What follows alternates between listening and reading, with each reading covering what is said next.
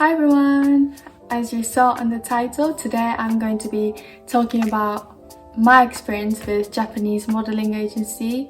Just a reminder that this is just based on my experience. So yeah, this story was taking place in 2016, so when I was 20. So yeah, today I'm going to spill the tea and talk about all of my experience in the Japanese modeling agency. I just wanted to say spill the tea. Okay, let's go back. First, how did I get into this modeling agency? So long story short, I kind of knew this man. He used to work as a model, but he's like retired, and now he had like a lot of connection with local modeling agency. He basically asked me if I'm interested in modeling, then he says that he can, introduce me to some modeling agency and stuff like that. Bear in mind, I was only 20 and I also worked in retail as well, and I was working as a part-time worker.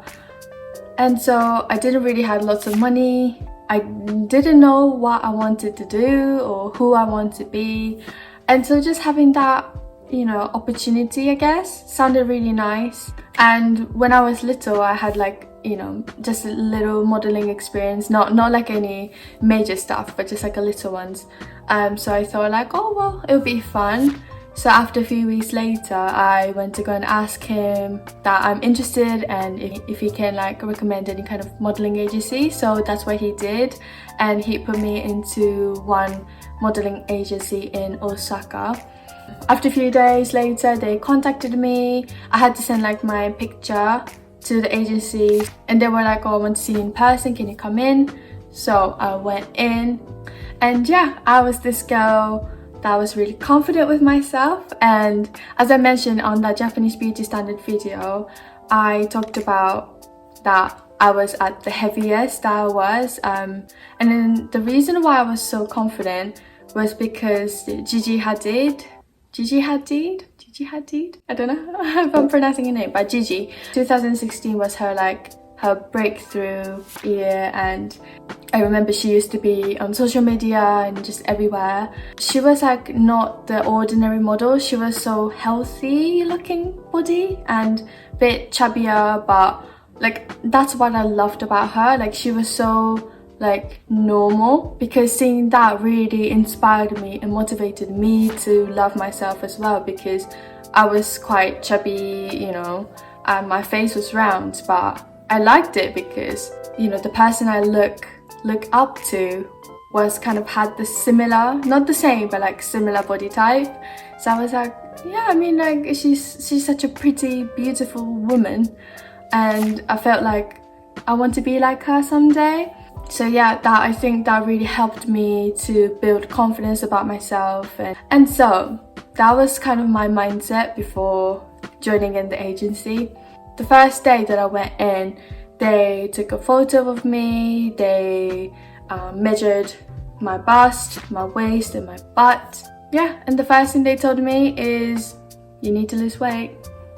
I kind of knew that it was coming, but at the same time I was a bit, not shocked, but I was a bit sad that, I thought I was already accepted, I guess, because they contacted me and then they were like, oh, I want to see you in person, can you come in? So I thought that was already a positive comment or positive message about it. So I was like, oh, I think they like me as who I am. So when I went there, when they told me that, I was like, all right, well, kind of expected anyway, but it was sad at the same time. I went back home. After a few days later, they officially told me that I'm kind of passed, or I'm part of the agency now. And so they kind of set up all the plan and schedules and everything. So after a few days later, I went back in and they told me, I don't really remember which day specifically it is, because it was a long time ago anyway, but it was kind of every Saturday, personal trainer come into the agency and we'll do workout training and stuff like that for an hour. Every Sunday we'll do runway walking practice, all the schedules and everything. And I was like, okay, that sounds fun. They asked me again, how are you eating? So you need to lose for about at least 5 kilo from now. yeah, I already kind of started to feel the pressure. Like I started to feel like, oh, okay, now this is getting serious. And so since that day, I started walking at least 2 hours a day. So every day I walk 2 hours just to kind of burn my calories. But at the same time, I didn't really change my eating habit. I was eating quite late, I was drinking a lot, so it kind of made sense that my diet wasn't really helping me a lot, but I kind of kept that anyway. So after a week later, when I went back in, they were like, oh, you haven't lost weight or anything. And so they checked my measurements again, and I lost like a teeny tiny bit, but not that much. So they weren't really happy with the results. They made an arrangement with that personal trainer and basically told her that, okay, so from today, Larisa is going to send a picture of what she ate and then going to send it to you so you can kind of like give her advice and stuff like that. So that's literally what I did. Every day from that day, when I eat something, I have to take a picture and then send it to her, and then she'll kind of determine if that's okay food or not good and stuff like that. And I'm gonna tell you, she was very, very strict. She was like, no, you can't eat that. No, that's too fatty. No, that's too unhealthy. Because of my other job, working in retail, I used to work quite late. Like the late shift was like finished at like 9 p.m. and then after that, you know, my colleagues would be like, oh, should we go have a drink and stuff like that. So my lifestyle, the routine was already quite late and more like a bit on the unhealthy side, I guess. So having that person telling me that you're doing it wrong or you have to do this and that was quite difficult for me. And when I look back, obviously I lacked with, you know, being professional. Like I wasn't really being professional at all. I was quite mature as well, so I was like, oh, I don't like this. So it was already stressful, but still I had the pressure, so I kind of like kept doing it. And after a month I did lose weight. I lost 5 kilo. Before joining in the agency and after, I looked like a completely different person. I lost weight. My cheekbones started to show up. I had my like sharper like chin and my jawline. But then I wasn't happy, to be honest. Even though I lost 5 kilo, that wasn't the way that I wanted to spend my time. But when I went to the agency, when they checked my measurement and stuff like that, they were like, oh my god, you did amazing, a good job. They actually complimented me and they told me like I looked prettier, I looked skinnier, and I trusted it. I trusted them. I thought that I looked prettier because I'm skinny. I kind of like gained my confidence, but not in a good way, if that makes sense. Like it wasn't in a healthy way to gain confidence. So yeah, there was already so many red flags that was already there about like my mental health and how my mindset was. I still wanted the job, I still wanted to work as a model, so I kept doing it. After a few days later, they booked a photographer to take like a picture for my profile picture. So what it does is when you take the profile picture, you show it to a client, and then the client will look through and then they will see if they like you or not, if they want to work with you or not. So it was a quite important thing to do. But then again, I didn't have lots and lots of money, so paying photographer and paying other stuff like clothing, shoes for walking practice. It was a lot of money that I spent, but I was trying to tell myself that like, oh, one day it will pay off. This is just an investment, like everything will be worth it. And that's what my managers were telling me too. They were like, it'll be worth it in the end, just don't worry. So I spent lots and lots of money for photographer and stuff like that. And after that, they booked me the audition, and I went to take the audition, and then after a few days later I got the result, and obviously I didn't get the job, so I was quite sad. I know that like it's quite a common thing though. Like I've heard lots of stories from other friends that who's doing modeling, and she says that it's really common, you know, to get refused, not to get a job that easily. But back then, for a 20-year-old, still figuring out what I want to do and stuff like that was a lot of damage, like mentally. I wasn't really happy at that point. I wasn't really happy about myself.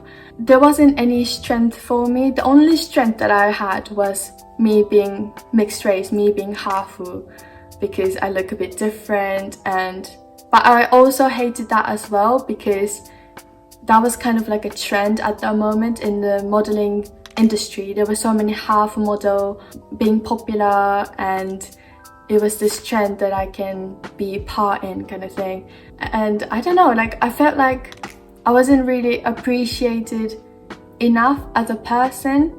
And I don't know, it's a really hard one, because I understand being a model is all about appearance, but for the appearance I wasn't beautiful enough, I wasn't pretty enough, I wasn't tall enough, and also the age as well. When I joined, I said I was 20, and the day when I joined, she was like, well, yeah, 20 is quite old to join like a modeling agency, because it's usually the model that they join is about like when they're age 16, 17, 15, something like that, and they build their career at that age. So joining from 20 was already old. So yeah, there was so many like harsh reality that I had to face with. Again, like I'm not here to like criticize or like judge the modeling agency, because looking back, I'm 24 now. I understand that's their job, and you know, that's what clients want. The clients want skinny models. But at the same time, I do criticize the modeling industry itself, that having this high unhealthy beauty standard, and then just asking all these girls to be this one particular, you know, look, or to have this appearance, is so unhealthy. The thing is, there is no much uniqueness in the modeling industry. I can't say it in general, obviously every country is different. I'm just talking about from my experience and based on my Japanese modeling agency. But yeah, to be honest, there was no uniqueness. Everyone kind of looked the same. It was a bit sad to see all these naturally pretty girls are always told to fit in this particular beauty standard. Was so a bit cruel and sad to see, and I also went through that as well. I know how damaging it is for mental health. At that point, I thought that was just not worth it. It's just not worth spending my time, spending my money. So yeah, after that, I said I'm going to leave. I'm not going to do this anymore. I'm glad that I left. I'm really, really glad. Yeah, I don't know, maybe it could have been a successful career, or maybe it could have been a disaster. You'll never know. So I've really learned in a hard way that my mental health is more important. I've learned a lot about myself, that what I feel comfortable with and what's my priority. I feel like I got stronger. I'm more confident with myself now. I embrace my uniqueness, me being mixed race, about my height, about my body. I never weigh myself anyway, so I don't really care about the numbers. Yeah, so that was my story time about my modeling agency experience. Japan has more like beauty standards of girl being petite, girl being skinny. For me, I'm just like physically impossible, because I have, you know, a thicker bone structure, I have like a wider shoulder anyway, like I can't physically be that skinny or be that petite anyway. So again, that's what I've learned now. But back in 2016, I didn't even have that way of thinking, like I can't physically do it, you know, like I thought I need to look that way, I always had the pressure. But now I'm like old enough to understand that, like, oh well, that's like physically impossible anyway. Like, why do I have to even care to fit in this body type or in this beauty standard? Because I know that this beauty standard that it's been built is by, I don't know, just like men who doesn't even know what woman's body look like. But yeah, I'm just gonna stop talking now, because again, I'm just rambling. I would love to know how you guys built your body confidence and you know, are you still on that journey, or was the journey easy, was it difficult? But yeah, I would love to know your experiences as well, so feel free to comment down below as well. Oh, and then look at my nails. How pretty is that? Anyways, I'm just gonna stop here. Thank you guys for watching, and check my Instagram if you're interested as usual. And I will see you guys in my next video. Bye!